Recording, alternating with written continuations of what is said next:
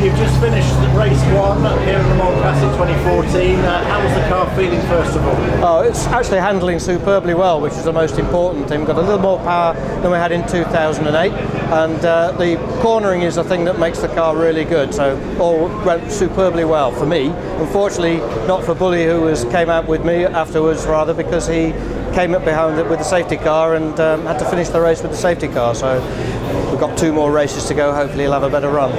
It's been a warm afternoon, but there is some drizzly rain out there at the moment, isn't there? Is that making it challenging on certain parts of the track? No, not really, because the track is really quite warm, and so the drizzly rain that we've had doesn't really affect the handling too much. It might just slide a little bit more, but not that you'd think, oh, you know, that's I need to change my technique here. Obviously it's Le Mans, there's different classes of car racing together. Is it still really challenging to keep an eye on your mirrors as well as where you're going? It is, definitely, and in fact that's the most scary thing about Le Mans, particularly at night time when you've got lights coming up behind you. You can't really detect what car it is and how fast it's travelling.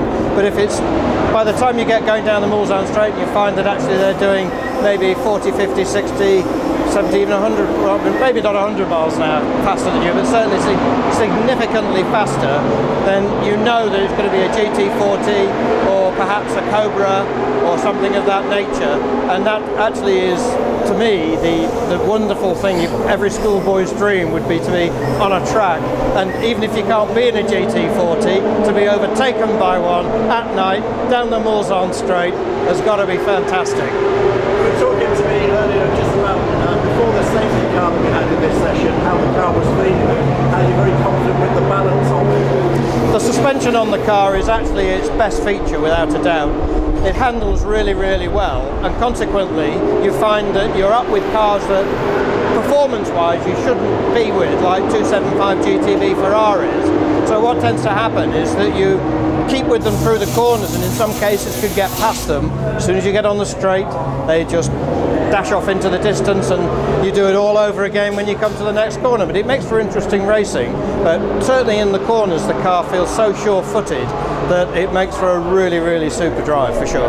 You've got the unique opportunity of knowing what it's like to drive a Le Mans car, and what insight does it give you into how this car must have been back in the 60s when it was first entered by Standard Triumph? I think, yeah, quite different, I would say.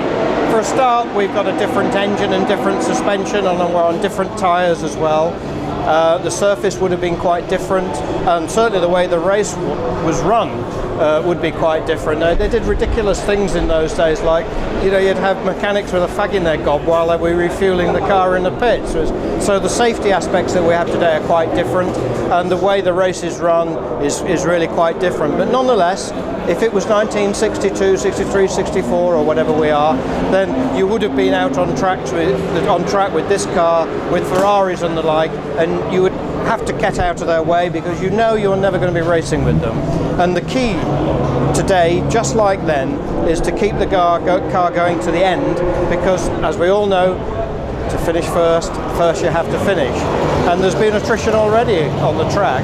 So I'm sure the team managers in the day would have said, just keep it steady, drive at 8/10, and let's try and get it all home, and let everybody else go by the wayside. We're not racing Ferraris, and we're not racing for GT40s if you happen to be in that period, which, you know, this one wouldn't have been, but yeah. But same sort of thing. Race 1 over, race 2 at about 5 AM. Yeah. How are you looking forward to that? What have you learned over the previous race that you're going to look forward to taking into that? I think probably the brakes are better than I had confidence in. When you've got so much going on the track and you're looking out for all the quicker cars, and also there are, I'm not the best driver in the world, but there are a lot of people here who probably have only been racing for a very short time and are quite cautious in the corners. So what you believe to be your limit as you're going around the corners, only to find somebody with what ought to be a very much quicker car is in your way, and you'd have to change position on the road to actually not drive into him, and that's quite tricky. So what I've found is that if actually I can outbrake people if I think about it, and brake much later. So we've learned that, and we should be able to get a few seconds off as a result.